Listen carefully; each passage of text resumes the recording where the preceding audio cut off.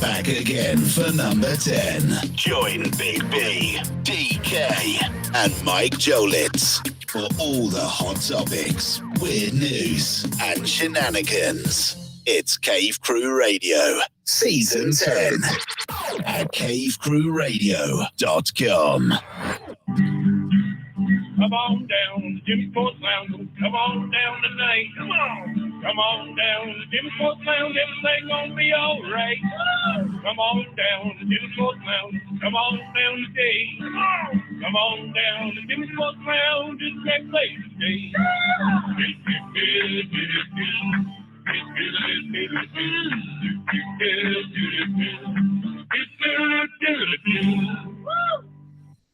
All right, DK and Big B in the house here on the Cave Crew Radio pre-show, ladies and gentlemen. Hi there. You can see the clock in front of you. It's ticking down to the big show. That's new. It's like taking up the whole screen now. Well, yeah, I'm trying something different. I'm trying to make things different. Well, they're still the same. Making it the same but different. Yeah, it's kind of like eating inside when you're outside. Right. Yeah. But you can't eat inside, but you can eat inside, outside. Right. Got it. Kind of like that if you follow the pattern. Couple of announcements for tonight. We have no Twitter shits, but we do have Mike reads the news. And he's evening it out from last week. He had 2 last week, none this week, so it's even. I told him it adds suspense. That's one of those topics. I mean, we haven't had a big tip of the week in a month, and no one's complaining. There you go. Maybe we're in for one tonight. I don't know. We got a big lineup of stories here. Big lineup. We've got the news. We've got Mike reads the news. We've got Florida. We've got you covered, folks. Don't worry.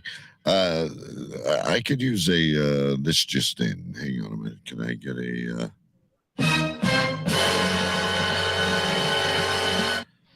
this just in? Bacon is still not got his Jimmy's hat, but we also have on the way, and I'll send you a picture after the show, Jimmy's t-shirts. Ooh. We're going to be like the Men in Black by the time we're done. I like it. Jimmy's see what we need, at least for this time of year, is Jimmy's hoodies. I asked for toques. I haven't got them yet. How is the weather there, by the way? It's cold. It's getting cold. Oh, you're finally getting some. It's not snowing. I mean, when you had all that snow, I mean, it rained, it poured all day long, but it's just getting cold now. It's been a incredibly mild winter, and we're in February next week, right? So I'm not complaining. Right. But we got another snow. It was so heavy because it was kind of a mix of snow and rain, if you know what I mean. Yep. It ruined my gazebo again. So for the second time, my cloth top gazebo is done. So I have placed an order now for a metal top gazebo. So wait, so the entire This time it bent the frame. Ooh. Last time it was a windstorm and just blew the canvas to shit. Right. This time the weight of the snow like just sunk the frame down. And I said to my wife, we should learn something here by doing things half-assed. Mm-hmm. Right? It ends up costing you more in the end. Right. So we've ordered a metal gazebo now. Like a metal top, anyway. Breaking news for your breaking news. Chris Apthorpe says he's on his way right now. Get that shit ready. Well, the only thing I have for him is a hat. So you can tell Isbia.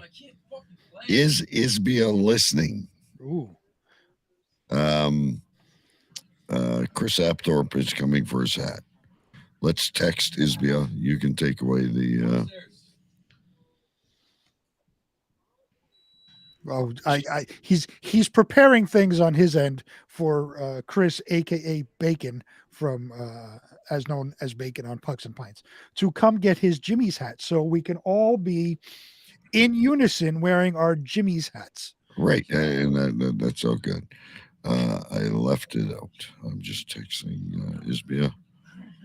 She's usually always on her phone, so this should be. What happened to? He said whatever he said on Monday. Like the next day, he was going to come by. Yeah, well, you need to understand where I live. I live in a very strange neighborhood. It's called Forest Glade, right? Okay. And the roads all lead back to the same place, but if you make a wrong turn, it's like a maze. Okay. It really is like a maze around here. And apparently he turned down the wrong street. Oh, yeah, there he goes. Get that hat ready. But I thought he knew where you lived. I have. He got drunk Tuesday. Oh, well, that's a good excuse. Must be nice to get drunk. We have a text from Isbia. She's not in chat. She says, okay. So Chris, she's I ready. am down in the cave doing a show, but Isbia, I did leave the hat out because I remember Bacon said he would be coming. So Bacon will have a hat on Monday. There you go. Isn't this exciting pre-show shit? Isn't it wonderful? I want to know what kind of alcoholic Bacon is that he's getting drunk on a Tuesday. Well, he's got all those beers he's been ordering, right? So, and I think he's going to be on the ice tonight, so it's going to be crazy. I got fighting dogs here. It's crazy. But anyway. Also in the pre-show chat, in some of our private chats, we can let people know because it's our show. Was what are you having for dinner? Or what are you home cooking? Well, it's Friday. I don't home cook. I did ask a question. I don't know if you answered it. Oh, I didn't know what it was. I apologize. I got sidetracked by all this Jimmy's hat shit. Oh, okay. Well, if we're discussing our dinners, hold on, I can pull it up. Well, no, I feel bad about your question. Well, no, it was kind of a funny, almost rhetorical question. Oh, you did answer it. Okay, that was my question because you're getting KFC after the show. Yeah. And we about me eating the skin. Yes. This is a well-known topic that you just eat the skin and leave the chicken. I know. Mike Jolitz actually messaged me and said something about KFC. I didn't even mention I was having it. And he sent me this piece of chicken and said, DK, was this you? I'm famous for it. See? And I asked if you were going to eat the skin and leave the rest of the chicken like a psychopath. If you don't make your plate, and I'm wandering around before bed or in the morning or whatever, and there's pieces there and I don't feel like eating chicken, I'm going to eat the damn skin. You're guaranteed. But again, you're going to eat the skin and leave the chicken in the bucket. Who's going to eat the chicken without the skin? It'll get thrown away or the dogs will get it or whatever. You're like a crazy person. I love... There was a story we did a while ago, or we at least posted it in the group, and I can't remember where it was, like Argentina or something like that, but you could actually get an order of Kentucky Fried Chicken skin. I remember that. I would travel for that. You are... people kill for White Castles. I get that guaranteed. I don't know anybody that would kill for a White Castle. That's a thing where you're drunk at 3:00 in the morning, after a full night of being out drinking, you eat White Castle to try to help sober up a little bit. Right. It's not prime rib or anything, but I mean, when it has its place and it has its time and it's good. But ain't nobody killing for White Castle. Perhaps not. All right, we have to flip the switch over to Pulse Talk Radio. That's the first thing I do because I'll forget. Good evening, England. Who am I commiserating with? Yeah, we're about to go live here, kids. Stay tuned. We got a great show ahead for you. And if I find anything out, I will update you on Bacon. Air traffic control, bring in New York. Roger that. Bring in Canada. 10-4. Gentlemen, we have liftoff. Bam! We are back again for number 10. Cave Crew Radio, Season 10. Let's go. CaveCrewRadio.com. There was a time when the world turned their back on men. Men with a dream and savage yearning within them. Legions compelled by passion that knows no boundary.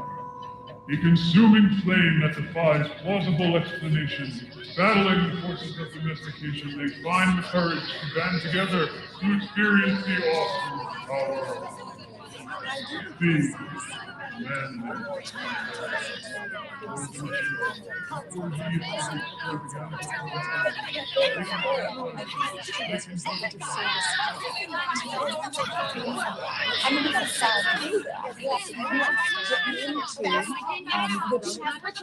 say this with all due respect. Shut up! Shut up! Shut up! Shut up!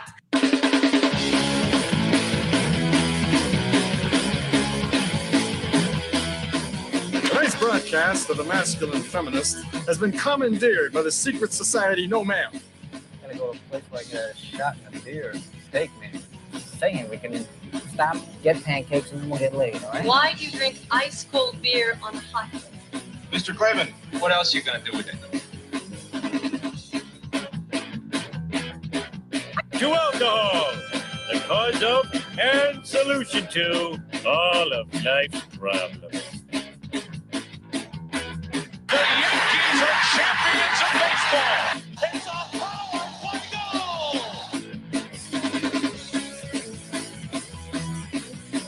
This is Cave Crew Radio.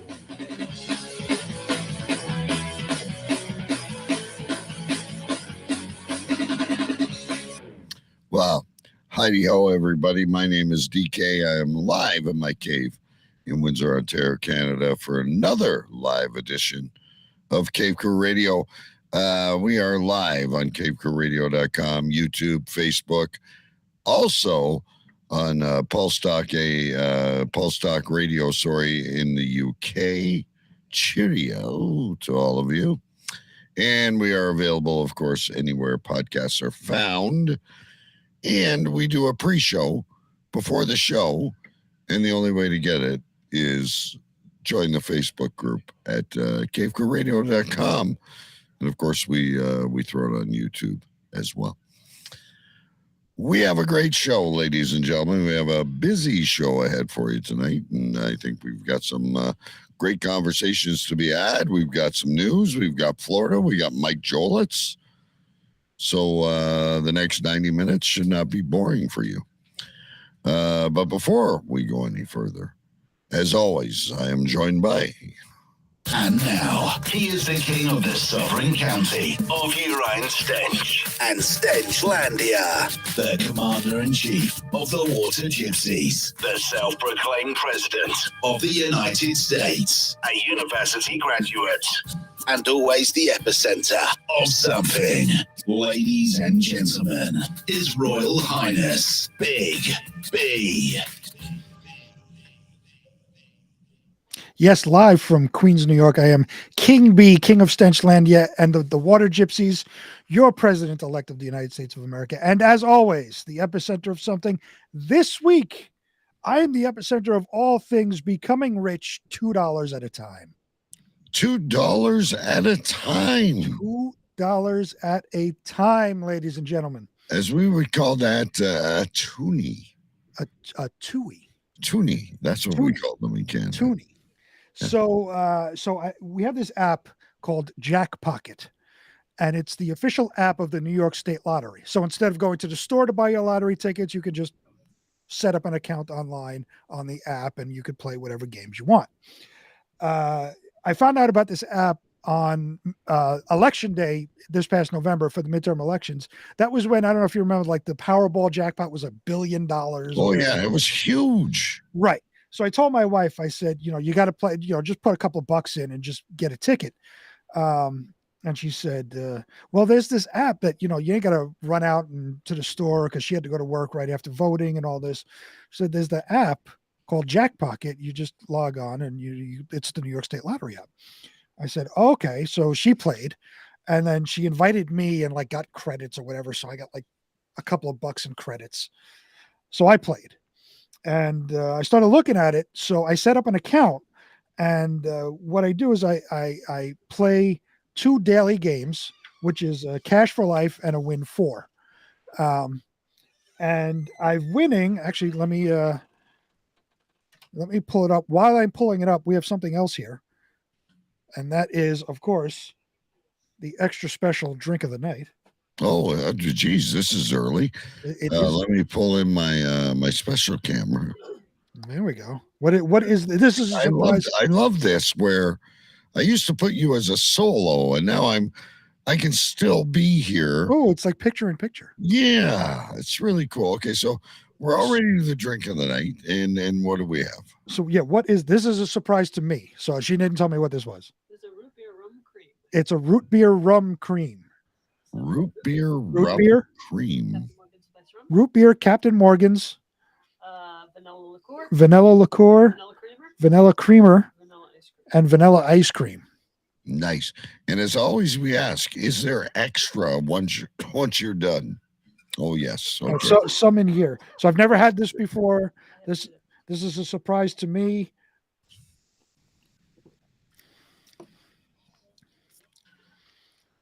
What do we think? It's a root beer. It's like having a root beer float, basically. Like a root beer float, like an A&W special. Like an A&W special, right? It's like a root beer float. I don't really taste the alcohol, but I never do really. So to me, yeah, it's a nice little root beer float. It's quite tasty. Now, when you don't taste the alcohol, though, that could be very dangerous. I taste the alcohol. No, I don't think. Say that again.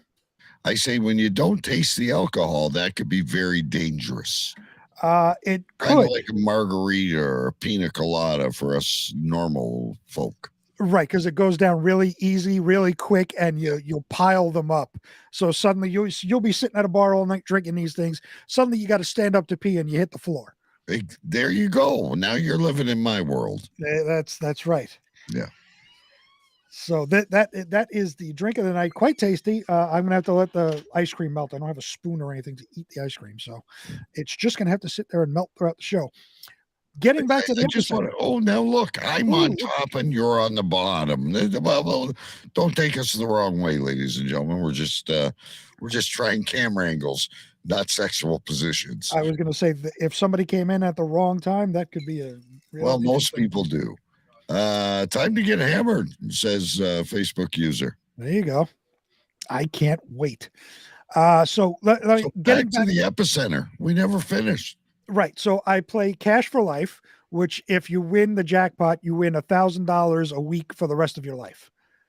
And they cap it at like 50 years or whatever it is. Right. You no chance you have that long. Right. Me either. I'm not trying to be. No, I would be 98. Yeah. That's not going to happen. But you play Cash for Life. I'd be 242. That's right. Yeah. And win 4. So you choose 4 numbers, and if they come in any order, you win. Like I chose win 4 box. You can do it straight when you win more money if it comes in the exact way. But I play box. So going back again, this started on election day, which was November 2nd, just say whatever. I played a little bit, and my first win came on my birthday, November 22nd. Well, happy birthday to you. I won $4. Nice. I said, oh, cool. And I just let it run, So December 4th, I won $2. December 5th, I won $10. December 8th, I won $2. December 14th, I won $2. Now I waited 6 days till December 20th. I won 10. Now I took a long time, starting from December 20th to January 12th until I won again. I won $2. January 15th, I won $2. January 16th, I won $2. January 19th, I won $2. This past Monday, January 23rd, I won $10. Okay, I have a question. Mm-hmm. And I also have a comment. So my question is you're telling us what you're winning, but you're not telling us what you're paying. Well, it's $2 for a ticket to win for the Cash for Life. Right. So I'm winning $2, $4, $10. So you start off with I put in like $30 initially in this thing, and now the winnings just roll over. Like I'm not pulling out my winnings because it's $2, whatever. So I just keep rolling over the winnings, and if it dwindles again, I'll refill it. $30. So I'm sure I'm not ahead of the game, but the fact that I continue to win $2 at a time every day or so is pretty cool. And it's much like you playing, you gambling on the horses. See, this is where I was going to go. Great minds think alike. You thought it was so funny that I put in $20, and what is it? Like, it's got to be a year and a half later. Right. I'm still up to 60. I haven't touched it yet. I don't play it very often, only when I get bored. And I'll go in there and I'll plug a couple of horse races. But I'm still up $40 after all this time. Like you said, not going to cancel, not going to retire. Right. But you made fun of when I was playing the horse races. Well, I was looking at it as because horse racing is one of the gambling addictions. I guess lotto is too.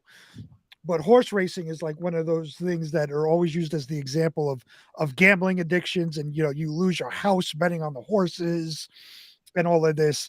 So I was looking at it long-term saying, this could become an issue, but you have not let it become an issue at all, which is really good. Because I get bored. See, maybe that's how I fight addiction. Oh, maybe. Is I get bored. The only thing I never get bored of is beer. Mm. If I could get bored of beer, I'd probably be skinnier. But you can't get bored of beer. I know, that's the problem. But I don't drink those weird fruity donut flavored. You mean like, the pumpkin spice beer and the banana bread beer? And there is now a donut flavored beer from one of our craft beer places in Kingsville that was released. I don't know if it was today or yesterday, and it's sold out right away. I'm sure Bacon bought most of them. If Bacon pulls one of those out on Monday, I'm sure he's one of the reasons why it was sold out. How can you have a donut flavored beer? How can you have banana bread coffee? A donut goes with a glass of milk. A donut does not go with beer. Pretzels, peanuts, potato chips go with beer. Yeah, right. Anyway, and that's my other question. So Bacon said he got drunk when he was supposed to come pick up his own Jimmy's hat. So how do you get drunk on pumpkin spice beer? I have no idea. Yeah, you might be having a diabetic reaction is more appropriate. Right. I mean, don't get me wrong. I like to go, like Isby and I might go tomorrow for lunch and I might get a flight of beer. I like to try them. But I'm telling you, in the end, when they ask you, what's your favorite, would you like a pint? It's usually a Pilsner or a lager or, but I'll try them. I will be adventurous at times. But anyway. I can't. Most of those are IPAs and all that. I hate IPAs. Yeah, IPAs are really the worst fucking thing that ever happened to alcohol. It's terrible. They're bitter. Oh, it's awful. Yeah, it's worse than those shitty fucking flavored alcoholic seltzers. It's like taking that phlegm killing medicine, the Buckley's. Oh, the Buckley's. Yeah. Oh, I work with a dude from Jamaica, and he said that's all he used when he was a kid was Buckley's. And I tasted a little bit of it one time when he was sick. He had it with him. I tasted a little bit. Man, that's awful. Well, wait a minute. Jamaican guy. It's for cough. It's not fucking Geritol. That Geritol's for old people. What are you talking about? But we both just said we're not going to live out the cash for life, so maybe we should. Do they still make Geritol? Remember that shit? Oh, well, I remember the commercials for it. I don't know if they make it. I don't know. That's a good question. I don't know. Geritol, Brill Cream. Brill cream. Oh my God. Did you know? Here's an interesting fact before we go to our news. Apparently, my dad was so excited when I was born. Yep. He brushed his teeth with Brill cream. Not just grabbing for a tube in the bathroom, not paying attention. Putting the Brill cream on the toothbrush. Yeah. So I guess I was really welcomed. There you go. He was very excited. All right, so we've got some stories for you, ladies and gentlemen. We're going to get into them. We got Mike reads the news. We've got some Florida stuff. But if we don't start carving through this stuff, we never will. Behind the headlines this week in Weird News.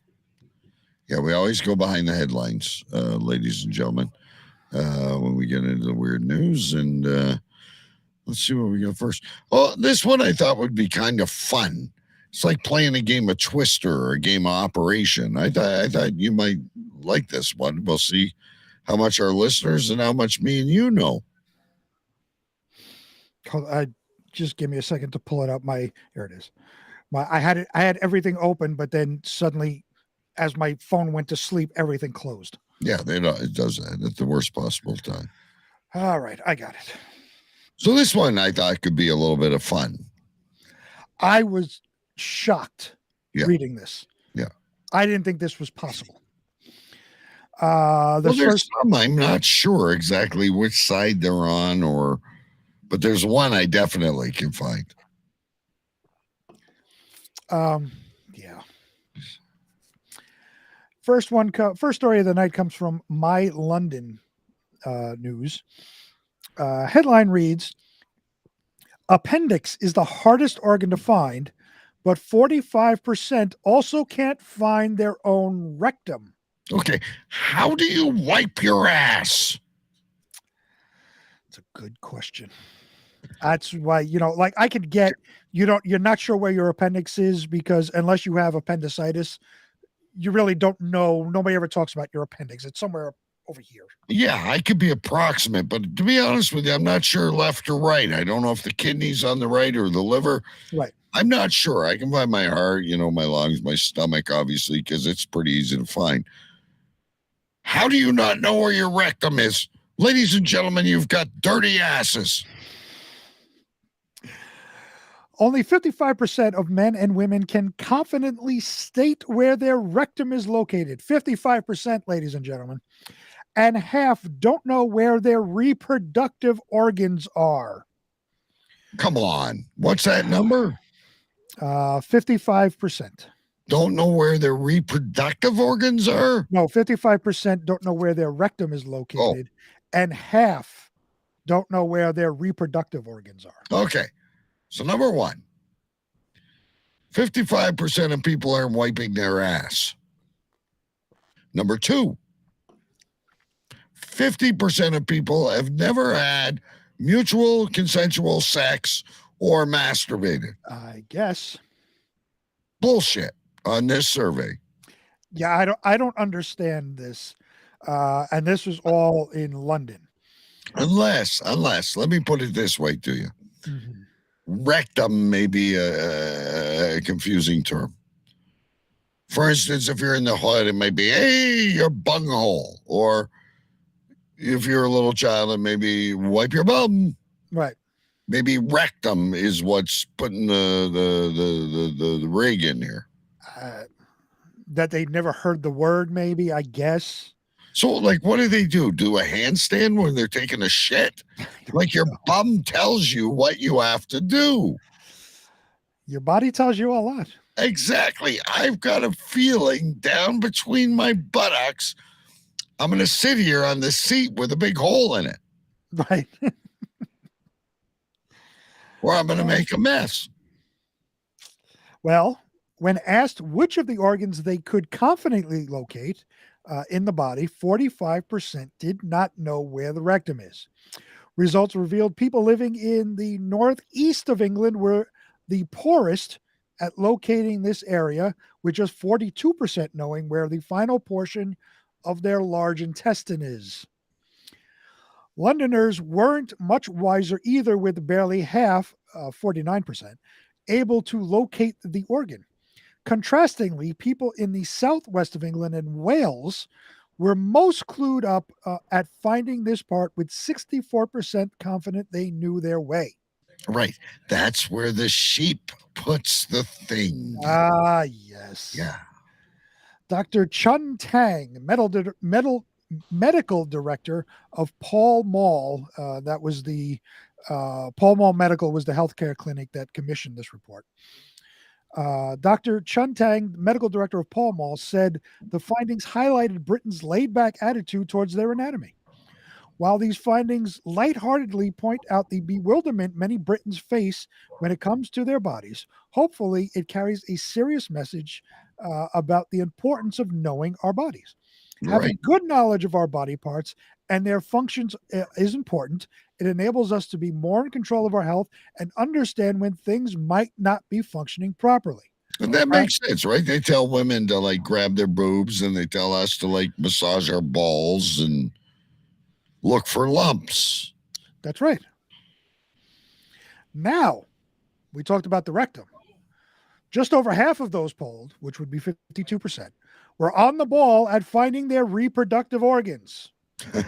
And it was women who fared better than men at locating their bits and pieces, with 57% of females knowing where their ins and outs, as opposed to 47% of men. Excuse me. Hold while he writes things down.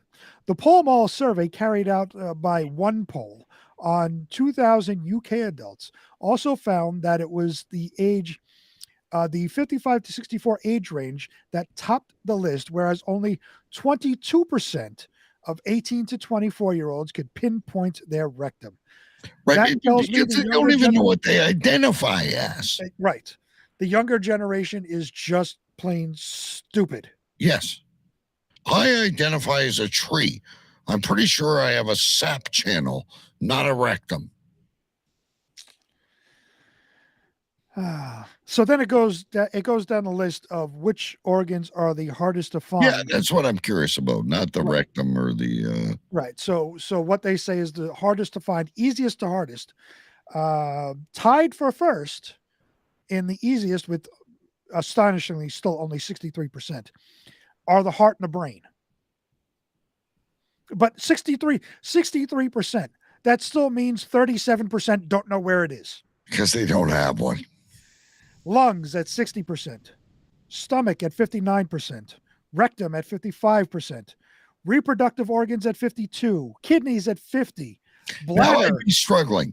I know my kidneys are in here somewhere, but I don't know where. Do you know where your bladder is? I do, but I'm not. See, this is where I'd struggle, because your organs start to overlay when you've been in biology and taken the parts out. Right. But we should all know where our bladder is when we have to pee. Well, no, it's my penis that tells me I have to pee. No, your penis does not tell you when you have to pee. Your bladder tells you when you have to. If your penis is telling you have to pee, you're already peeing. I don't know if you're of that age where it just happens and you have to wear some Depends, but only 48% know where their bladder is. I just don't understand why I never have to pee during the day, but at night I have to pee multiple times. It's crazy, isn't it? I'm in the same bucket. 48% know where the bladder is, 43% know where the liver is, and only 38% know where the appendix is. That's a toughie. I don't know if I could nail that down. I agree. That's tough too. But we do struggle with the rectum. It's amazing to me that people struggle with and sexual organs. I mean, it's the part that feels good. Most commonly, it's the only part that feels good at any point when you're an adult, because nothing else feels good in life except for your sexual organ. And maybe your stomach. Well, yeah, I guess if you're eating, it feels good. Yeah. Anyway, all right. This is one hell of a drink, I have to say.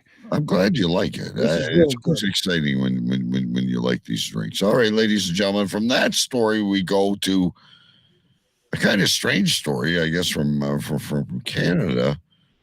And we've heard about all these travel delays and plane things, and there's lawsuits, and the government's getting involved. But here's a story about a couple's luggage. This coming from Blog TO, which is Toronto. Headline reads, Ontario couple tracking lost baggage shocked that Air Canada gave it to charity.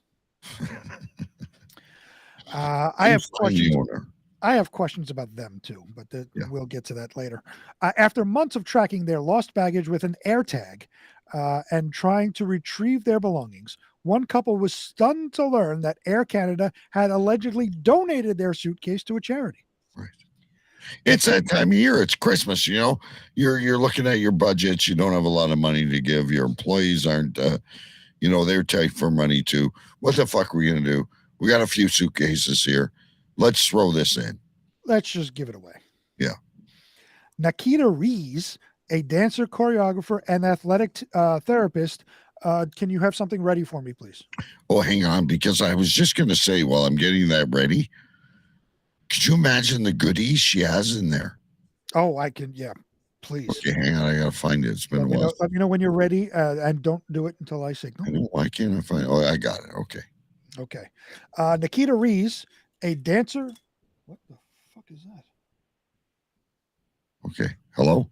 Yeah, no, they got work going on next door to me, and it sounded like things were falling in on me.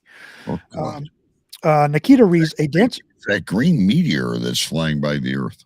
Oh, yes, it was going to come really close. Yeah. If only it would hit California. Or Florida. If Florida, we'd be out of business. No, we need to keep Florida. Nikita Rees, a dancer, choreographer, and athletic therapist from Ontario, took to. It's happened where? On TikTok. Okay, you got it, man, ladies and gentlemen. I hit that one perfect. You did. I've been off the past couple of weeks. It was perfect. That was perfect. The athletic therapist took to TikTok to describe their ordeal after returning from their honeymoon in Greece. Ooh, nice. After landing in Montreal, Reese said they had to recheck their bags for their flight to Toronto. After arriving at Toronto's Pearson Airport, she said, "My bag made it back, but my husband's did not." They filled out a lost bag report and checked their AirTag tracker, which showed that the bag was still in Montreal, where it sat for 4 weeks. What is this thing, the AirTag tracker, and how do I get one? So let me show you here. I have one. Hold on. Oh, I just happen to have one handy. I have multiple. Okay, hang on, folks. Hang on. We got we're gonna get back up here. We have an AirTag tracker. So it comes from Apple. It's an Apple AirTag, and you could put it on. Like I have mine on my keys. I have this one, which I bought this plastic piece separately. This right here is the AirTag. Okay. I bought this plastic piece separately. This is for your wallet. So you just stick the AirTag in this thing and put this in your wallet. I have it on my keys, my wife's wallet, my older son's wallet, car keys, house keys. I have AirTags on these things, the things that are most frequently lost. So this is something that I'm just, this basically is like a nutcracker. Remember, I didn't know what a nutcracker was. Your memory is. Yes, no, I get that you didn't know what a nutcracker was, but this is not like a lot of people don't know what this is. It's the same thing. I have never heard of an AirTag. Well, a lot of people haven't, especially if you're not an Apple user. This is for Apple. So on the iPhone, there's an app called Find My, and it's connected to your Apple ID. So any devices that are logged onto you with your Apple ID, like my computer, my iPad, my iPhone, I can find and then when I connect all the AirTags, I can find them and see where they are at all times. Now, what do these AirTags cost? Is this like, can you buy in bulk or? Yeah, you could do 4 AirTags for $99. Not bad. Through Apple. Yeah, it's not bad. And they have the option to like emboss the backs of them. like I did on mine for, to specify my keys and my wife's keys just in case they get mixed up, whatever. So that's what it does. So then you both lost your keys at the same time, you'd be in big fucking trouble. We would be in big trouble. Let me see if I can pull up the app. I don't know how it's going to show. Like, so this is the Find My app. Let's go back to and let me see. Yeah. So these are some of the things that I have. I don't know. You can read them or whatever, but these are all the keys, and this is like that's my house, obviously, and everything is sitting at my house because we're home. Good. But if I needed to find something, I can click on it and it'll show where it is. I can buzz it. It creates a sound. So if I can't find it and it's like under something, it'll chime. It'll give me an exact map. If I click on this, it will look for it, and then it will show me an exact map of where it is. It takes a minute or two, so I don't know if it's going to come up. I don't know if it's worth it to sit here. Right. So my next question for you while we're waiting for this map to pull up is, will you get one for your rectum? I know where my rectum is. I am in the percentage that knows where it is. It's telling me it's 13 feet away. There you Whatever go. I click, I don't even know what I clicked on. Oh, my car keys. My car keys are up there, so it's like 13 feet up. Right. So we should, for these people that failed the survey, get some air tags. We could air tag people's rectums and their nutsack so they know where their organs are. Oh, I put my phone. I'm really turned on by you, baby. Hang on a minute. Yes. It's 2 feet away. Use the GPS to find it. Oh, wait a minute. Now it's 1 foot 6 inches. You got me ready, baby. All right. So anyway, this fucking luggage that went to charity. So it sat in Montreal for 4 weeks. Now I have a question. Now let me ask you, because I don't know. You're in Canada. You know the geography of Canada. Yeah. How far is it between Montreal and Toronto? Obviously, they had to take a plane. But how far is it if you wanted to drive? Yeah, about 6.5 hours. It's not that close. But again, 6.5 hour drive is doable if you're waiting for luggage and you know where it is. Right. If you really want what's in that luggage. Right. So why would you wait 4 weeks when you could drive to Montreal, take a couple of days off at least just to go get your luggage? It's sitting in the Montreal airport. Go get it. But wait a minute. This is not my responsibility. I've already paid a lot of money for this flight. I've gone on my honeymoon to Greece. I understand. What am I going to do if I'm in Greece? Am I going to fucking take a kayak across the Indian Ocean? No, I get 100%. The airline should send your luggage. But if they're not doing it, take the initiative. After 2 weeks, if I'm not getting anywhere with them, coming into the third week and it's still sitting in Montreal, fuck it, I'm driving 6 hours. It's an overnight trip. I don't think I do that. I'll drive 6 hours. I'll go there. I'll rent a hotel room, stay in a hotel room, get my fucking bags and come back. And be happy about it. Why not? At least I have my luggage instead of waiting and wasting all my time yelling and arguing with the airlines who are not doing anything. It's not like the next day. Unless there was something vital inside that luggage. If it was just dirty underwear and souvenirs, no, fuck it. I'm waiting. I'm using my Apple AirTags, and I'm going to find this fucking thing. I wouldn't say do that the next day, but you're waiting 4 weeks. You're waiting a month, and it's not moving. Go get it. You know where it is. You have it tagged. Go get it. Let's see. We were a little frustrated, but weren't upset, she said, as they saw their bag being transported from Montreal to Etobicoke.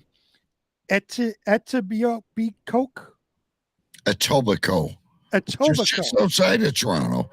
Can you say that again? Etobicoke. Etobicoke. By Coke. Etobicoke. Which is really close to Toronto. Now you're on the outskirts of Toronto. Okay, so it went to it's like where's Waldo? This is so cool. Right. They watched it being transported from Montreal to Etobicoke. They said they were pumped, assuming their bag was headed for a storage facility. Yeah, it's close now. That is fucking Etobicoke and Toronto. Now I take a drive. Okay. Yeah. However, the AirTag showed that the bag was in a residential community. Ooh. My husband said when he looked at the AirTag tracker, it showed up at 2 different locations, 2 different houses that were about a street or 2 apart. So that's when you're looking at the AirTag, like it's not exact like you're in this exact thing. Like for my wife, it says like an address like 1 building over, Right. because everything's like really close together. It gives you right. And it could be like getting confused with other AirTags. Correct. Yeah. But it's right there. It's it's like they said, it's like a block apart. Yeah. So it's right there. Let's see. Adding. It was a street or 2 apart. Adding that Reese's husband went to the 2 houses to find out what was going on. So we got. Hello. Did you happen to get a luggage delivered to your house today? Right. I mean, like, who the fuck are you? Oh, yeah, I would. No, go away. Yeah. When they checked their AirTag again, their bag was apparently in a storage facility. But once there, Reese said that it sat there for a month, 2 months, 3 months, no movement, nothing from Air Canada. So now I'm with you. Okay. 4 weeks, drive 9 hours, 6 hours, whatever. Yeah, not going to happen. But if it's sitting in a storage facility somewhere waiting to go on Auction Hunters or whatever that show is, yeah, I'd be going on a search and rescue. Right. But no, they wanted to have several phone calls with Air Canada. The couple finally decided to head to the storage facility and try to find their bag. Now we're talking about 3 months later. I'm going to bet this couple can't find their rectums. Or their brains. Or their brains. My husband started peering through some doors with his flashlight in the public storage facility until he found the one that was piled floor to ceiling with high luggage. Floor to ceiling high with luggage. Can I explain to you something? Yeah. And I always say to my wife whenever we travel, we got to change this. We've got black luggage. And we've done the thing where you tie a little neon ribbon on it or whatever. But I mean, everybody has the same luggage as us. Right. So with this flashlight and this Apple, what do you call it? Apple AirTag. Apple AirTag. He's able to locate his luggage in the storage facility. Well, he found, it doesn't say he found his luggage.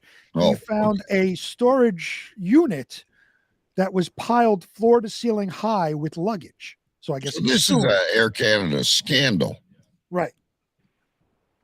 That's when they got the police involved and were shocked to learn what they found.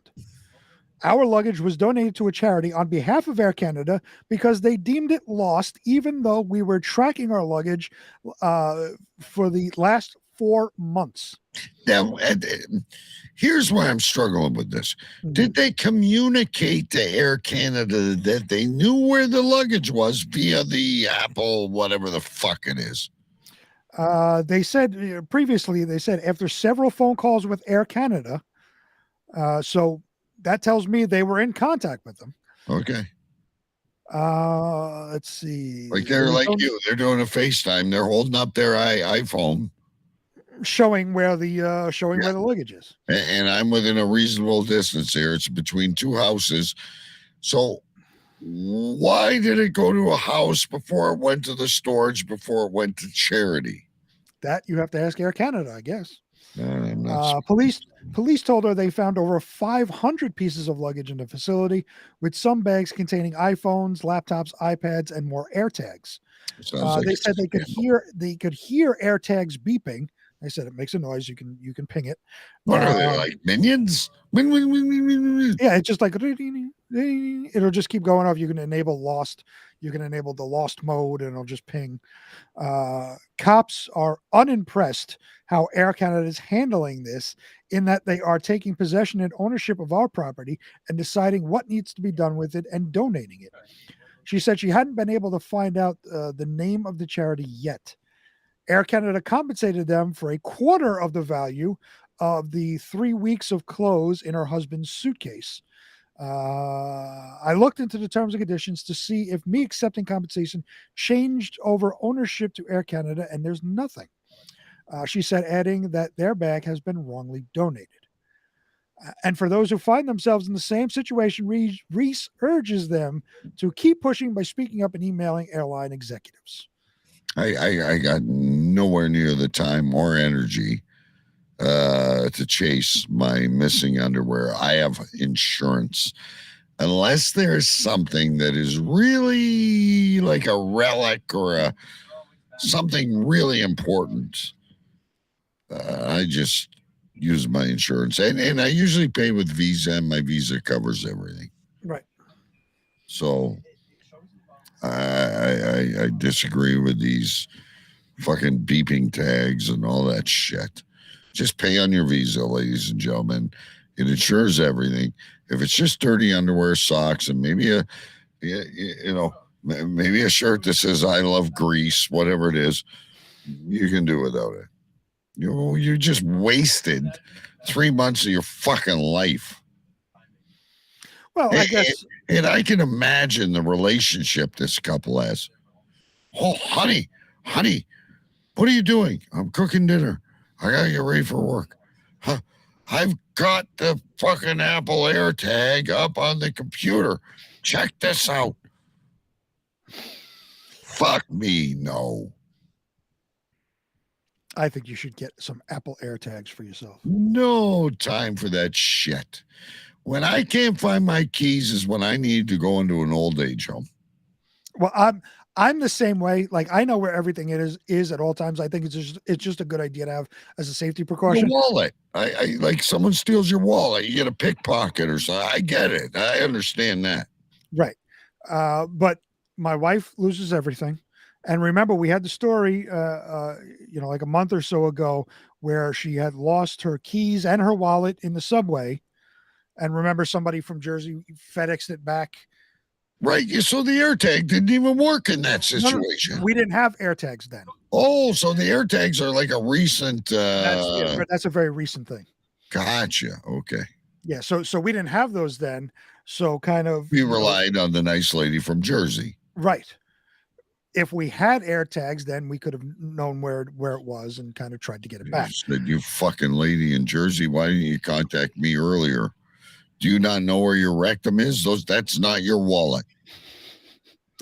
I have no bad things to say about that nice woman in Jersey who sent everything back without taking anything. There's no credit cards missing. All the keys were there. Everything was there. ID, all of that. All right. Are we done with this fucking luggage? Yes. Let's go into something more exciting. Barn animals. But they're not barn animals everywhere, ladies and gentlemen. Sometimes these barn animals can be very dangerous. Like if you attach apparatuses to them and shit. Right. Yes. This next story comes from the Toronto Sun. Oh, we're staying in Canada. It's usually the New York Post. I'm really proud of Canada tonight. Canada is reporting on international incidents. Yes. Headline reads, "Knives out. 2 men in India killed by bladed roosters."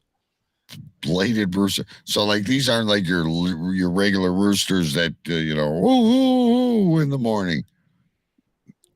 You mean cock-a-doodle-doo? Whatever. I was drawing a blank there. I didn't have my Apple tracer into my brain.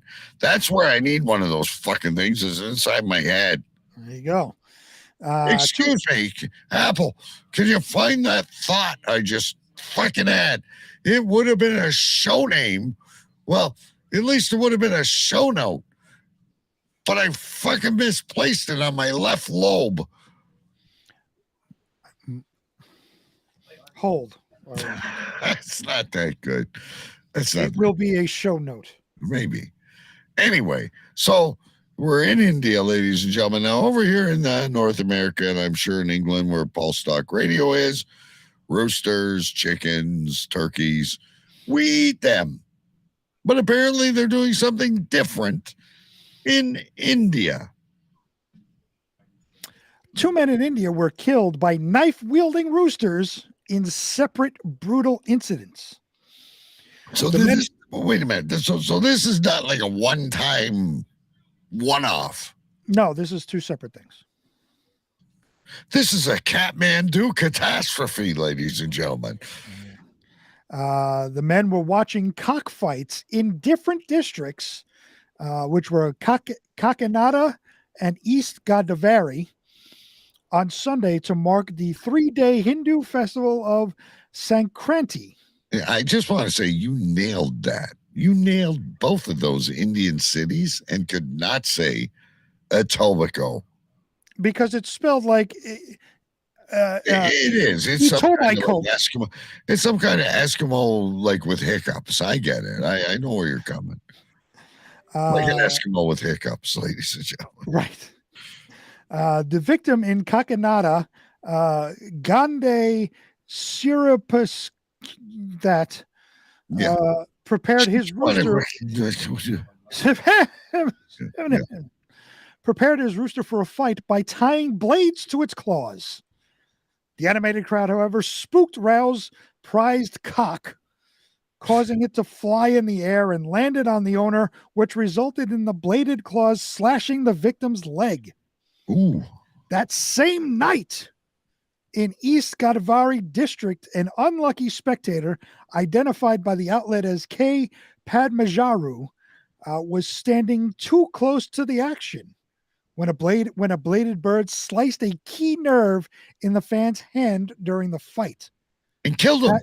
Padmaraju bled out on the way to the hospital, where he was declared dead. An innocent bystander. That's right. Gambling is bad. Just do it on a Jack Pocket app for the New York Times. Don't just watch it on fucking YouTube or like how I bet on horses on HBI Bet. There you go. Cockfights are banned in the country, yet are still common in rural areas, particularly around Sankraniti celebrations. Specially bred roosters have knives or blades affixed to their legs, and spectators bet on which one will win the horrific fight. It is considered a cognizable offense under India's Prevention of Cruelty to Animals Act to incite any animal to fight and organize such fights. It's like us attaching spears to our dogs and having them run at each other. Like, yes, I get it. So it's already an illegal sport. So the blade is like, look, I'm fucked for fighting these cocks anyway. Might as well put blades on these things. Well, they're trying to, not get caught one and get the money for winning. Yeah, and I've never been to one of these things, but have you ever put those like, those red and blue fish you can buy that they sell in like the cups? And if you put them together, they'll kill each other. I can't remember. Oh, yeah, the beta fish. The beta fish, yeah. It's amazing. Like that, but it's more severe. You look at those beta fish when you go to the store. They just sit there. They don't do anything. No. But if you put them together, they will kill each other. You ever put one in front of a mirror? No, I never have. I'm going to try that. Next time I go get dog treats, I'm going to buy one of those fuckers in a cup. I'm going to place it in front of a mirror and see what happens. And I'll do a Facebook Live. I'll report back. Nice. So that's it. These fuckers died. Yep. The same day. They got attacked on the same day, and assuming, yes, they died on the same day. All right. I know I got to get my sound effect ready for this one, ladies and gentlemen, because here we go again. We have some dating tips of some sort here. This next story comes from the New York Post. Oh, we do have the New York Post. I was concerned. Headline reads, "Guys keep ghosting me, so I created this exit survey to find out why." Are you ready? Mm-hmm. Do you have it ready? I'm so prepared tonight. Okay. So I will. I've got my Apple AirTag on the button. There you go. I will tell you when. A woman felt haunted by her history of being ghosted by dates.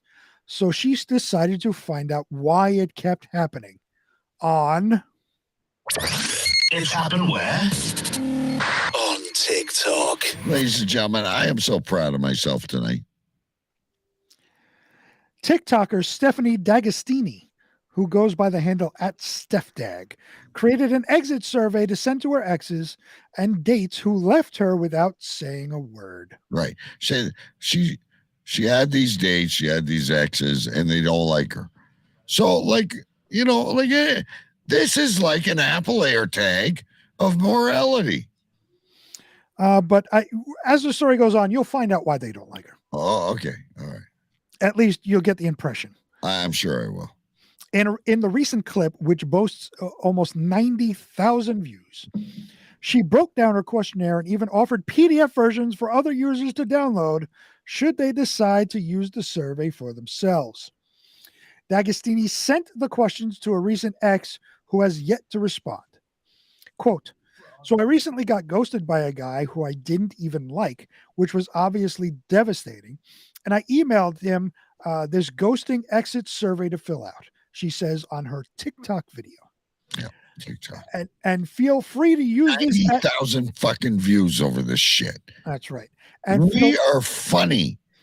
Give us a like. Give us a share. Support us on TikTok. We give you like a minute of this show. Is better than a fucking dating survey. It is, but the TikTok people are pretty dumb. Yeah, they're very tight. They can't find their rectums. They can't find their rectums, their brains, or their bladder. And feel free to use this at your leisure, she adds, urging her followers to also take part in the feedback. So this is shareware. Like, you know what I mean? It's one of these programs anyone can use. We don't have to pay for it. Well, it's a PDF. You just download. That's what I'm saying. But a lot of people will try and charge you nowadays. Oh, no, she's giving it away. Okay. The first question reads, please provide a 1 to 2 sentence example of why you did it. I just thought it would be nice to give some examples off the top of my head, like you were intimidated by my beauty. Oh. You hate yourself. Oh. You're broken. I'm too good for you. Like whatever comes to mind, D'Agostini explains. The second inquiry states, please circle if I am more cute, hot, sexy, or pretty, which she clarifies it's just a rule. You don't have to circle all 4. Please explain why you did not write in smart for the last question. That's really misogynistic, reads the next question. The last question asks the responder to provide the names, emails, and phone numbers of at least 2 of your exes and your birth mother, just so D'Agostini can start a group chat. As a bonus question, excuse me. And your birth mother. And your birth mother. As a bonus question, she asks the partner to select a form of compensation for her time during the relationship. So you can opt for something simple like sending me your passwords for various streaming services and your social security number. She offers another option, buy my mom a condo in Florida with a pool, don't skip out. And last but certainly not least, making me your muse and dedicating your life to winning me back. D'Agostini describes that last option as anything from like using my voicemails in a rap song, cutting your ear off and sending it to me, publicly referring to me as the one that got away, I don't know, or just like describing me as thin in a novel. Cutting your ear off and sending it to her. Yes. Like Cyrano Dvorak or whoever that was. No, I was going to say Cyrano, but that's to do with the big nose that was using somebody else. Whoever cut their ear off, I don't give a fuck. Yeah. But social media users applauded D'Agostini's endeavor and chimed in with their own experiences of being ghosted. One person revealed that she too made a survey and sent it out to all of her exes. Oh my God! This is a popular trend, I guess. No, see, I don't know about you, but like, if I'm, as they say today, ghosted, we would say stood up or ignored.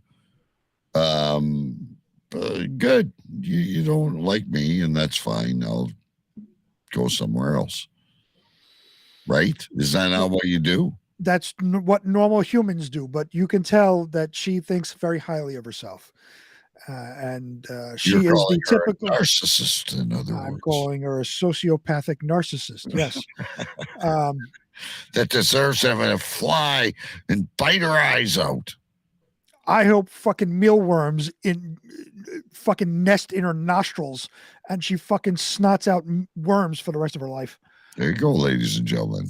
That was very, very direct. Very direct. Fuck her. That's it? That's it. All right. So we're getting close. We're getting really close. I'm watching the clock too, in case we have to call in Mike to give us a break here. I think we can do one more. Okay, so we're going to skip the really, really long one. Okay, we'll skip that one, then we'll go to Florida. I think we should save the really, really long one for a week. We need it though. Yeah. No, we will skip that. There was another one that I think we should get to really quick. That was the next one. That was the next one after that one. Yes. Yes, of course. That's it. Why not? Yeah. Oh, wrong. Wait a minute. I got the wrong. That's the wrong one. Ladies and gentlemen, that's a teaser for another show. So I'm going to eliminate that one so I don't pull it up again. But it kind of looks like it might fit into the story. It does. It really does. Yep. Yes. Okay. This next story comes from the New York Post again. Yes, it's back. Fire department called after doctors struggled to remove penis ring from Chinese man. There's nothing worse than a ring that doesn't fit you. Most of us have them on our fingers, but can you pull up that picture solo again, please? Yeah, well, absolutely. Well, for those of you that are watching, you can see the guy in the back with his hands behind his head, wearing the black sweater, leaning back. Yeah. You see the fireman. You see what he has. Yeah. It's a mini circular saw by his penis. Yeah. Hey, you are one of the 42% that could not name your sexual organs, sir. We're about to teach you a lesson you'll never forget. Prince Harry isn't the only one with penis problems. An elderly man in China lost part of his privates after getting a metal ring stuck around the base of his member. How did he get it on there in the first place? A scenario so dire, doctors had to use a circular saw to remove the foreign object. Bzzz. The 72-year-old from Changsha in central China. Why would a 72-year-old have any need for a cock ring? Well, he slipped on the ring. He slipped the ring on for sexual stimulation and left it there for how long? How long did he leave it there? 2 weeks. 6 months. Oh my God. Before seeking medical attention because his only symptom was shame. Yeah, no gangrene. No. However, these blue pills don't last this long. I'm on to something here. I need to go on Dragon's Den. However, he finally went to the hospital after experiencing intense pain the previous day. He had no pain while urinating, though. Surgeons shared graphic photos of the unidentified man's swollen nether regions.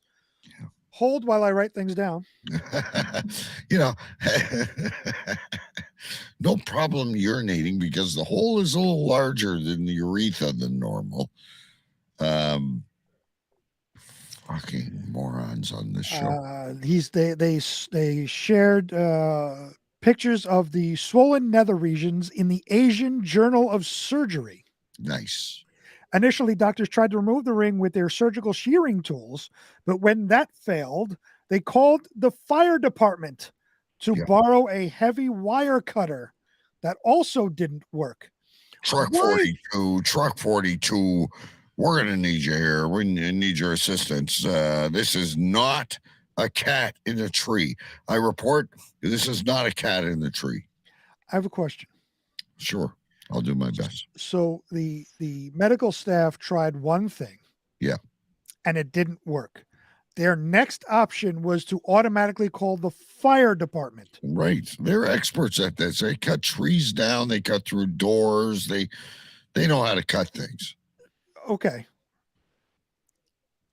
I know of at least one instrument in a surgical setting, a hospital setting. It's called a bone saw. Oh, okay. When they are removing limbs, you have to cut through bone to Yeah. remove limbs. They use the bone saw. You could have tried that. I'd be I'm a little just saying, nervous. you didn't have to call. I would hope if they're using the bone saw on my pee-pee that they would knock me out first. Well, they're using a circular saw on this guy, and he's got his hands behind his head, Yeah, looking like he's enjoying this. I'm fucking 72. I haven't used this thing in 30 years. What the fuck? I'll pee out my rectum if I can find it. They called the fire department to borrow a heavy wire cutter, which also didn't work. Medics finally removed it using a circular saw that cuts through metal. What the tool fuck created was this cock ring made of? Titanium, I guess. I That's don't know. what I'm thinking. I mean, it's like one of those 5 rings of Shanghai, the ring of power. The tool created so much heat. Now remember, it's on your penis. Yes. It created so much heat. The team had to constantly spray water on his penis to keep it cool. It's like masturbating with Bengay. Hold while I write. Oh, geez, it's not that good. But you're getting that warm feeling. Oh, I grabbed the wrong ointment.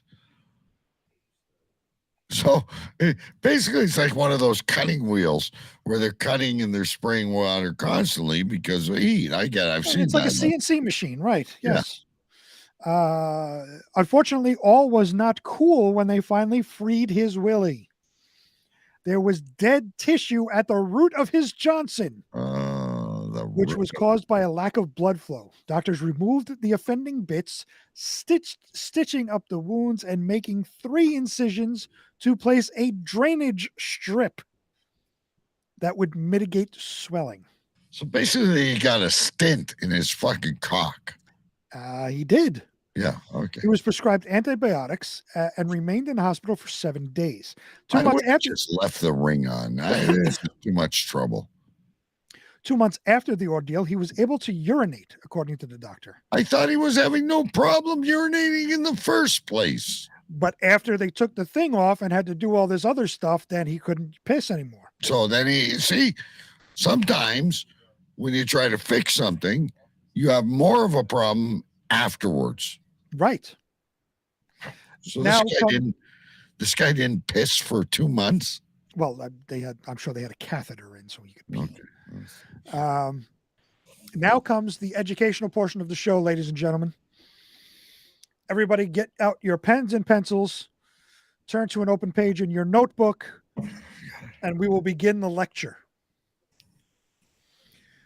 Penile strangulation can occur at any age for a variety of reasons, such as sexual curiosity, masturbation, or psychiatric disorder. Penis rings reduce blood flow through the veins, which causes the penis and testicles to swell. If the act goes wrong, doctors advise patients to seek emergency care. Right away, call the fire department. Do not go to emergency. And by the way, an elastic band is probably cheaper than a penis ring. Yeah, use a rubber band. Yeah. That was it. That was a great story.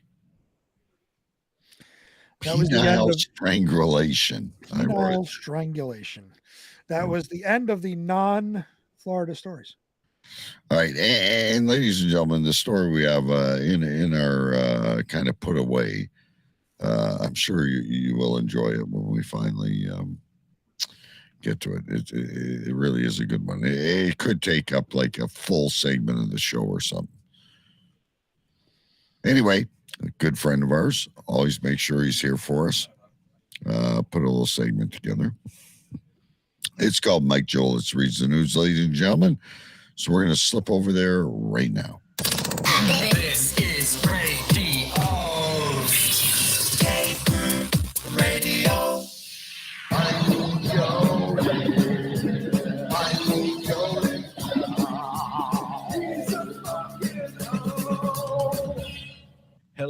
Hello, Cave Crew Radio. How are you guys doing? Hello, DK. And hello to Sir Big B. Man, I hope you guys are having a great day. I had a super good week. It was just fun. I don't know. Doesn't happen often, so I'll take it. Today is January the 27th, 2023. And it is now time for Mike Reads the News. It was cold as balls in Phoenix on Tuesday. It was 34 degrees when I woke up. New York was warmer at 37, and Windsor, Ontario, Canada was just a degree cooler at 33. Nirvana is getting a Lifetime Achievement Award from the Grammys next month. Okay. I like Nirvana, but they only released 3 studio LPs. How's that a lifetime? Hulk Hogan returned to the 30th anniversary of Raw this week. Unfortunately, he got lots of boos. He was able to turn it around when he mentioned the Philadelphia Eagles. That's cheap. Justin Queefer sold off his entire music catalog for $200 million. Does that mean we don't have to listen to him anymore? Because that would be great. Run DMC announced they're coming to an end after almost 40 years. Sad, but I couldn't tell you the last song I heard from them, and I thought they quit a long time ago. The movie Rust will resume filming this year with Alec Baldwin as the lead. Might be a bad idea if you ask me. That manslaughter charge won't help box office sales if it gets finished. Ghislaine Maxwell thinks Epstein was murdered. You think? She finally said what everyone believes. How's she still alive, though? The Cowgirls have lost 7 straight games in the divisional round of the playoffs. Tissue sales are through the roof in Texas as their fan base continues to cry. Some fans even burned Dak Prescott's jersey. Pamela Anderson says Tim Allen flashed his junk at her during her home improvement days when she was 23. I wonder if he said his tool time. A judge in Texas released a repeat offender on a $1 bail who had kidnapped and beat a woman for days. Dude had 8 prior felonies and he's only 43 years old. You think Texas is going to take out their own justice on him? Probably.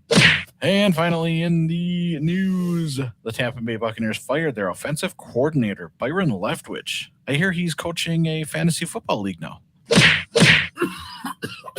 Alrighty, guys, that does it for the news. It is now time for just a few tidbits. They're not headlines. They're just little tiny pieces of shit. Yeah. Facebook unbanned Trump.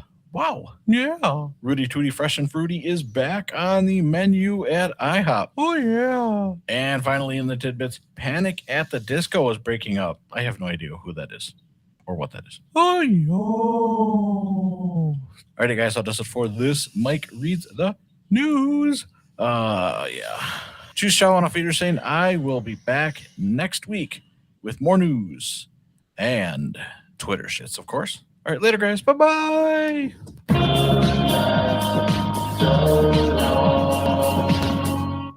There you go. You heard it from the man. Twitter shits will return next week. Our personal favorite. And it seems like people love it. Can you hear me? Hello? I can. I was muted. I can. I'm just, every time my phone goes to sleep, I lose my place where the stories are. To go find them again. Well, I got to get rid of Mike Jolitz here. Mike Jolitz reads the news. Very big and important part of the show, ladies and gentlemen. I have to find our stuff here, and then I'll play a little thing, and then we'll go into our Florida stuff. Everyone from Florida is stupid. Cave Crew Radio presents Florida in the News.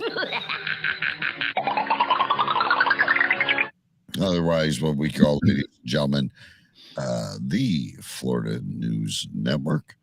And I believe, we are back to penile strangulation of some sort. Right. We just talked about some guy getting a ring cut off of their penis. Well, this Florida story comes from WCJB.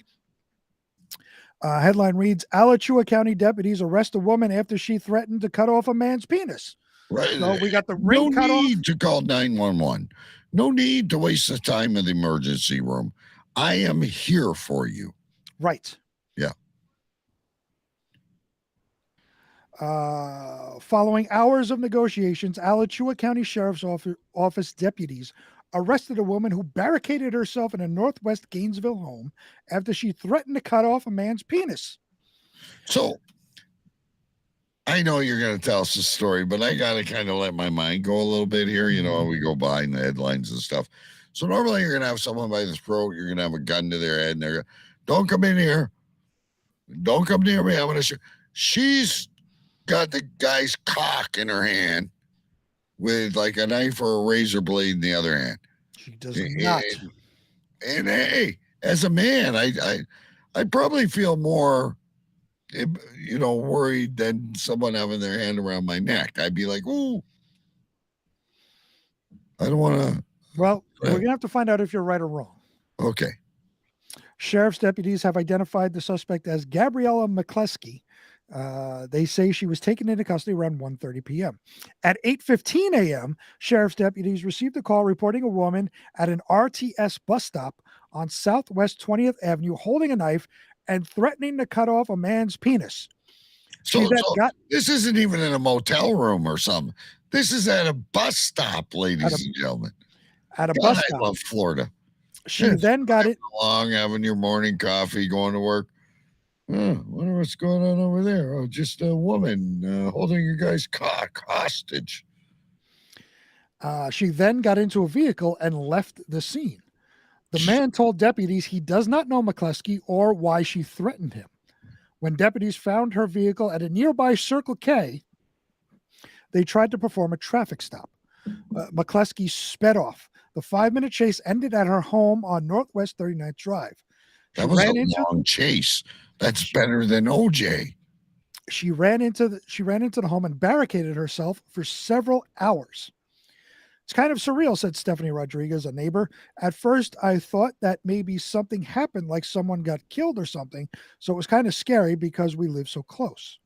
Some residents nearby were unable to enter their homes due to law enforcement activities. So they had everything barricaded up because this man's penis was in serious danger. Well, again, at a bus stop. Right. And then she left and she's barricaded herself in the house. Right. And then like she must have something sharp, like a steak knife. Well, she's home, so she would have, I'm assuming she would have knives and scissors and things like that. Okay. I live like 2 houses down, said Quinn McNary. I was leaving for class this morning at 9:00 when they had some cars here blocking off the road, but there wasn't a SWAT team yet. Authorities say McCleskey was the only person inside the home when they removed her, and no one was injured during the incident. McCleskey was taken to the Alachua County Jail. She faces charges of aggravated assault with a deadly weapon and fleeing law enforcement. According to court records, McCleskey was scheduled to appear in court on Wednesday for an unrelated domestic battery case. I don't think we need to call in the National Guard because a woman was going to cut a man's penis off at a bus stop. Or am I wrong on this? This is, to me, is like. Well, this is Florida, this so is there could be other things involved when you're in Florida. Yeah. That could just be the tip of the iceberg. And, you know, they're driving around with the heads of, you know, billy goats in their trunk. I don't know. Could you imagine being a cop in Florida? And how come Florida was never on our show we used to watch? It was, of course it was. And when the hell is it coming back? It's God, on I miss that show. It's on the Reels channel, but I don't get the Reels channel. It's back. It's been back, but it's on. It's only on a channel called Reels, REELZ. Oh, I'm gonna find it. And I don't have that channel. So I'll download. I'll pirate it. It's called. It's not called Live PD. It's called On Patrol Live. We're gonna find it, ladies and gentlemen. That was a great show. That was my life after Cave Crew Radio on Friday nights and on Saturday nights after sports. Oh, it was great. Anyway, so this woman, she was arrested and she was holding a penis hostage. Yes. Yeah. That was it. We have a sausage being held hostage. See, I knew we should have done that other story. I'm telling you. That's would have fit in perfectly. Back to the same area of the body. I like how you get these themes going. I try to arrange them so they all make sense together. Yeah. Look at this lovely lady. Oh, isn't she great? Yeah. This next story comes from NBC2.com. Headline reads, North Fort Myers woman punts man in groin for not bringing her to strip club. It's out of bounds, ladies and gentlemen. Now get a load of this chick's name. All Elizabeth Ann Sherlock Mason wanted to do was have a good evening. It's all most people can ask for. It was a chilly. Hold on. Could you imagine her Ma Barker like kind of crocheting and knitting while she named her? I really can't make my mind up yet. And I am a fan of Dr. Watson. And what's that guy there? Oh, Sherlock. Sherlock, yeah. It was a chilly Florida evening on January 17th, and Sherlock Mason was planning to do something fun. She wanted her significant other to take her to a local gentleman's club. However, before hitting up the entertainment and libations, Elizabeth first wanted the evening to kick off at one of her favorite establishments, the Naughty Parrot. Oh, excuse me. And if you're going to write it down, naughty is spelled Nauti, like nautical, but just shortened to naughty. The Naughty Parrot. UTI. TI, right. The local waterfront bar and grill was a logical place to begin the festivities, and according to the arrest report, Sherlock Mason was adamant about getting the party started. Her accomplice told deputies that as soon as they arrived, Sherlock Mason began ordering drinks and soon became verbally abusive. Finally, when it became apparent that she was intoxicated, he attempted to persuade Sherlock Mason to leave the bar. When he said we should leave, Sherlock Mason jumped into action to save her celebrations and preserve her evening entertainment at Lookers. Still seated at the high top, Elizabeth grabbed the man by the neck and began applying pressure. In flight or fight mode, her now opponent grabbed her wrists with both hands, leaving him unsuspectingly vulnerable. Now, come on, ladies and gentlemen, this is audio. You got to be picturing this. With no obstructions, the man was holding her wrists, trying to stop her from choking him. With no obstructions, Sherlock Mason wound her leg up and unloaded a punt right below her partner's belt. Kicked him in the groin. You see, wax on, wax off. Show me paint the fit. You people there think this movie was useless. Doesn't teach you things. She assumed the crow. Her arms were useless. She immediately did what any animal in the jungle would do, and kicked him in the groin. That's right. And the effort of unleashing the groin shot caused Elizabeth to tumble out of her stool and onto the floor. While her victim gathered himself, Sherlock Mason would abscond to the parking lot to find a ride away from the chaos she had left behind. The Lee County Sheriff's Office arrived at about 10:45 p.m. After talking to witnesses and finding a strong odor of alcohol emanating from Sherlock Mason, she was arrested and charged with battery on someone 65 or older. Oh, she damaged the jewels that were no good anymore. She got. Now, I have a question. Mm-hmm. I know we're working on that story about the neighbors in Arizona. The Weavers. And I don't have time for this, neither do you, but would this not be an excellent story of Sherlock Mason and the Naughty Parrot? It could be. It could be. Another one. We need help, ladies and gentlemen. We're only two guys doing a show every week, trying to entertain you. We got audio dramas that could turn into Netflix movies or perhaps 10-episode series. We need help. We need to GoFundMe. Because is what we need. That is exactly what we need. Because I wouldn't put her in the Weaver story unless she just appeared in one episode and then it was like a spin-off. Oh, it could be. Because this is how you make yourself big, Big B. Is I'm learning from the Marvel and the Star Wars universe and all this. You gotta have spin-offs. Right. Like you had All in the Family, and then you had George Jefferson spin-off. Right. The Jeffersons. When the well one runs dry, you gotta say, wait a minute. I got something else. Got it. I got Sherlock Mason. Well, tell me about Sherlock Mason. Well, you just hold tight. Show me the money. There you go. Yeah. All right, ladies and gentlemen, Sherlock Mason, and the kick to the groin that was heard around the world. Mm-hmm. Am I correct on the storm drain? Am I on the right? That's look at the time. Do you want to do that one or the last one? It's up, or both. It's up to you. I don't know if we have what time we have. Well, we got 10 minutes. How long is the?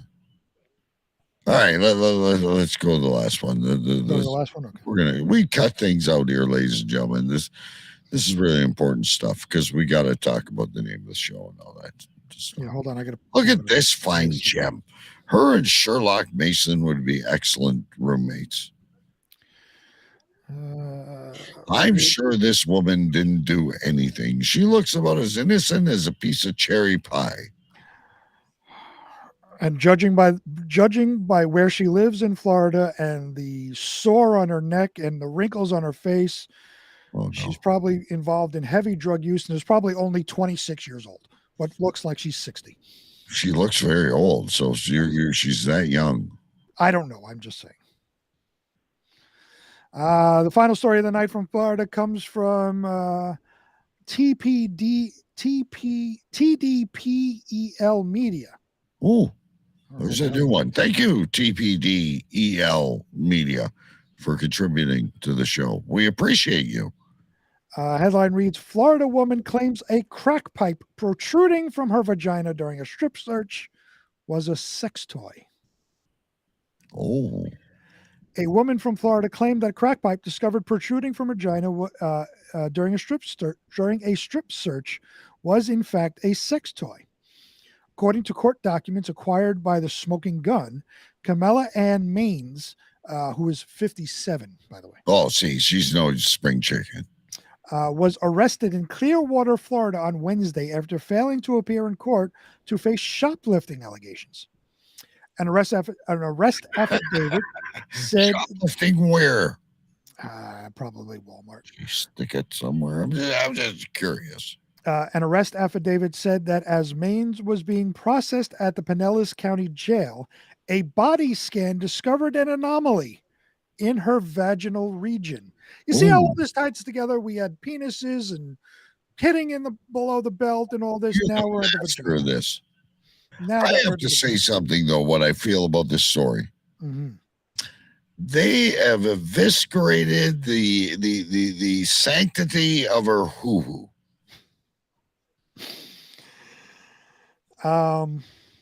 Don't you feel like, why do they? Maybe too many people are doing it, but like you put a gun in your pocket, you shove drugs in your pocket, you put it in your purse, you put it in your glove box, you put it in your mouth, you shove it up your nose. We're finding so many strange things in the hoo-hoo these days. We're eviscerating the sanctity of it all. I'm telling you right now. During a strip search she definitely knew where her rectum is. I'll tell you that. Oh, she knows where a lot of things are. Yeah. During a strip search of the suspect, authorities discovered a glass crack pipe protruding from the defendant's vagina. The affidavit states that Maine then took the contraband from her body and intentionally threw it on the ground and stepped on it in an effort to destroy the evidence. She then tried to explain that the item was really a sex toy, despite the fact it was consistent with a crack pipe and coated in burnt markings.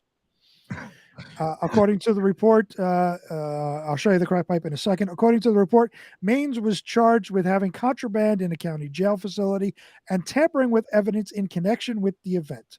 The source said that she was imprisoned after failing to post a $3,500 bail. Now, this. Okay, wait a minute. We're going to pull all these people out. You've had enough evidence.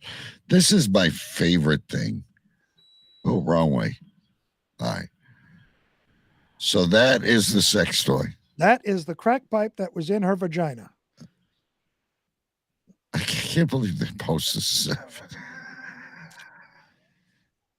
There it is.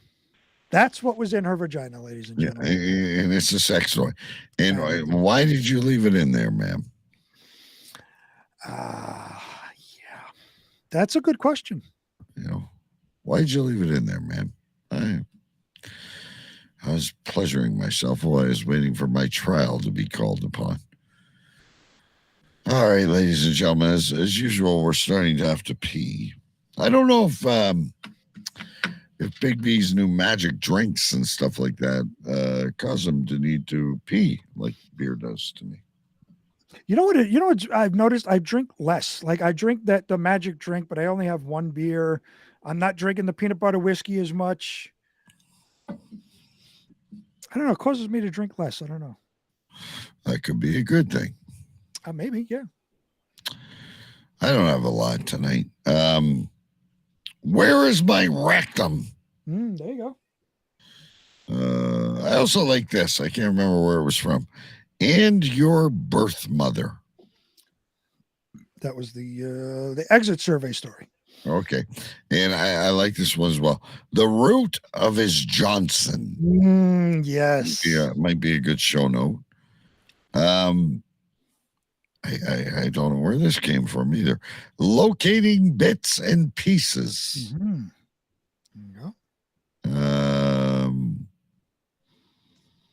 I did write down, Mike Joel said, cold as balls in Phoenix. But I also liked penile strangulation. Penile strangulation. So that's all I got. I don't know if any of them might be a show name or not. But I'm going to say you have 5. 4. 4. Oh, not much tonight. I thought you were writing down more. No, I was doing a lot of reading. You're gonna rely on my show notes then. Well, I have one show note. Well, some of these could be show notes. I don't know. First one up. I misplaced it on my left lobe. Placed it on my left lobe. Okay. Next one. What? Nobody said this, but you alluded to it. I don't even know what we were talking about, but jousting dogs. Yeah, jousting. Yeah, I like those fish. Yes, that was what we were talking about. That's right. Jousting dogs. It just came to mind. Nobody said it, but you were alluding to it. That could be an excellent show note. Yeah. Next, I do like this one. Masturbating with Ben Gay. Yeah, that would be very painful. That would be very, very painful. Yeah, most likely a show note. And this final one is my entry for show name, coming from the story we all loved, I think, for the entire night. Swollen nether regions. Oh, I love it. Okay, so wait a minute. Swollen nether, Nether. Nether regions. I have to agree with that because I do not have a show note tonight. I was too much enjoying the conversation. There you go. Swollen nether regions, ladies and gentlemen. Tell friends just to look at the show names and then embark on an adventure with us. Right. We have so much fun. Twitter Sisters is back next week. We've hidden a few stories from you, but trust me, we'll let them resurface at some point. Big B, because he's having those like high alcohol, sugary drinks, does not have to, but I do need to pee, ladies and gentlemen, because I'm still. I really don't have to pee. I do, though, because I'm still drinking large amounts of beer. Anyway, here we go, kids.